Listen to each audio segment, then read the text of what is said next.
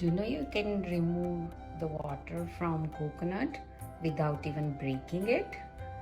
Let me show you how. So you need to look up here which eye is soft. So usually what I do, I just poke it and figure out. So you can see this one is a soft eye, and you just have to remove a little bit of pulp, make a hole here and dig in.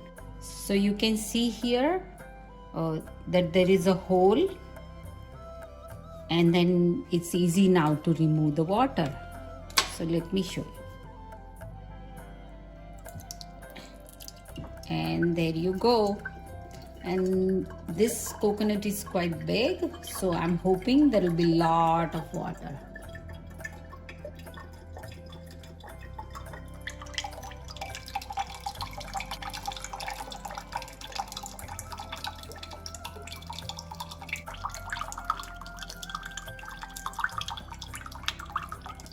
And as you can see, I got the full glass of water.